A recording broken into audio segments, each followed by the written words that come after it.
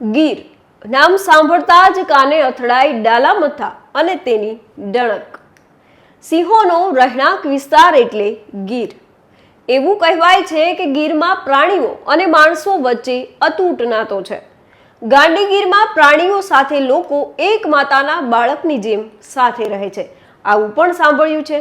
જો કે ગીરનો સાવજ શાંત હોય ત્યાં સુધી જ સારું, પણ જ્યારે તે વિફરે ત્યારે તે કોઈનો નહીં. સિંહથી કોણ ન ડરતું હોય? તમે ગીરની આસપાસના વિસ્તારમાં સિંહના હુમલાના અનેક કિસ્સાઓ સાંભળ્યા હશે. અમરેલીના લાઠીમાં આવી જ એક ઘટના સામે આવી છે, જ્યાં એક યુવકે સિંહને છંછેડ્યો અને બાદમાં ડાલામથ્થાએ બદલો લીધો હોવાની ચર્ચા છે. નમસ્કાર, હું છું મમતા ગઢવી અને ટોક ઓફ ધ ટાઉન બનેલા ડાલામથ્થા સાવજે લીધેલા બદલાની આજે વાત કરવી છે. સામાન્ય રીતે ગીરની આજુબાજુના પંથકમાં સિંહની અવરજવર રહેતી હોય છે. અમરેલીના લાઠી નજીક લુવારિયા ગામ આવેલું છે અને અહીંયા પણ તમને ડાલામથ્થાની ડણક સાંભળવા મળે છે. લુવારિયા વિસ્તારમાં છેલ્લા કેટલાક સમયથી સિંહોની અવરજવર વધી હતી. 19 મેની રાતે સિંહ લુવારિયા ગામમાં પ્રવેશે છે. 22 વર્ષીય યુવક અર્દીપને કલ્પના સુદ્ધા પણ નહીં હોય કે સિંહની પજવણી તેનો જીવ લઈ લેશે. માહિતી મુજબ અર્દીપ તેના મિત્રો સાથે લુવારિયા દરવાજાના પાળા પાસે મોબાઈલ ગેમ રમવામાં મસ્ત હતો. આ દરમિયાન થોડી વાર તે એકલો ક્યાંક જતો રહ્યો અને બાદમાં પાછો જ ન આવ્યો. બાદમાં મિત્રોએ શોધખોળ કરતા તે લોહી લુહાણ હાલતમાં મળી આવ્યો. અર્દીપના મિત્રોને સિંહે હુમલો કર્યાની શંકા પણ ગઈ. પેટ અને પીઠના ભાગે તેને ગંભીર ઈજાઓ થઈ હતી. લોહી લુહાણ હાલતમાં મિત્રો તેમને અમરેલી સિવિલ હોસ્પિટલમાં લઈ ગયા, પરંતુ ત્યાં હાજર તબીબોએ તેને મૃત જાહેર કર્યો. બાદમાં વન વિભાગને જાણ કર્યા વિના જ અર્દીપના પરિવારજનોએ અંતિમ વિધિ કરી હોવાની ચર્ચા છે. અર્દીપ ગામના સરપંચનો દીકરો હોવાની પણ ચર્ચા છે. અચાનક દીકરાની વિદાયથી પરિવારજનોની આંખોમાંથી આંસુ નથી સુકાઈ રહ્યા. આપને જણાવી દઈએ કે આ ઘટના બની ત્યારે 12 થી વધુ લોકો સિંહ દર્શન માટે હાજર હતા. જોકે વન વિભાગ આ બાબતે ગંભીરતા ન દાખવી હોવાનો પણ પોલીસનો આક્ષેપ છે. જોકે હાલ વન વિભાગે આ ઘટનાની તપાસ પણ શરૂ કરી છે.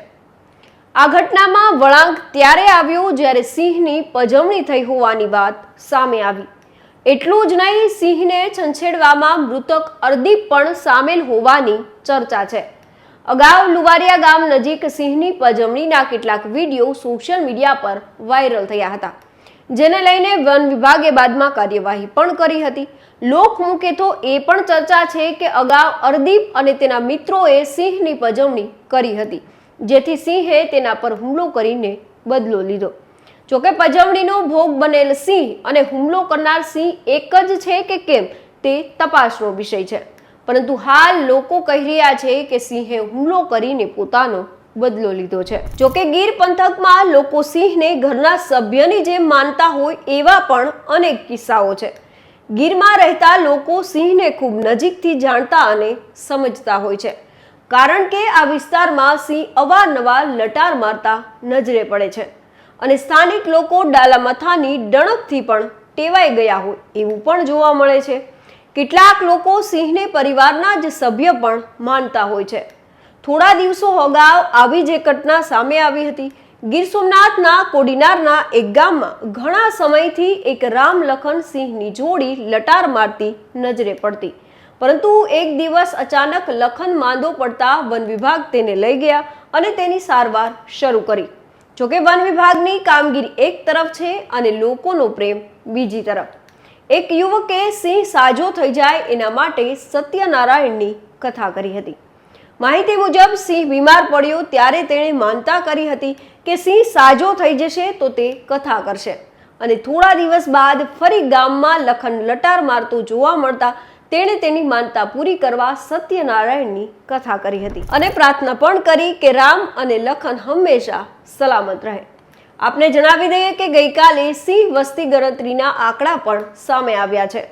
ગીર અભયારણ્ય અને તેની આસપાસના વિસ્તારોમાં 16મી સિંહ વસ્તી ગણતરી પૂર્ણ થઈ છે.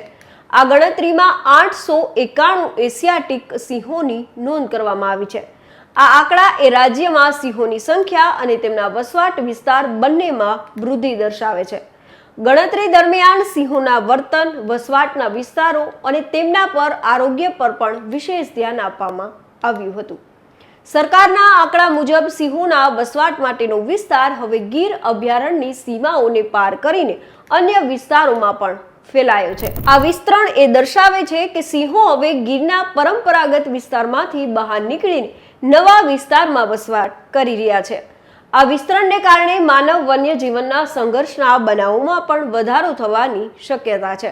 પરંતુ સરકાર અને વન વિભાગ દ્વારા આ સમસ્યાને નિયંત્રિત કરવા માટે વિવિધ પગલાં લેવામાં આવી રહ્યા છે. આ પહેલા 2020માં સિંહ ગણતરી કરવામાં આવી હતી. તેના વિશે વાત કરીએ, જે પૂનમ અવલોકન પદ્ધતિથી કરવામાં આવી હતી, જેમાં વસ્તી 674 નોંધાઈ હતી, જેમાં 161 નર, 260 માદા, 45 જેટલા પાઠડા નર, 49 જેટલા પાઠડા માદા અને 137 બચ્ચાઓનો સમાવેશ થાય છે.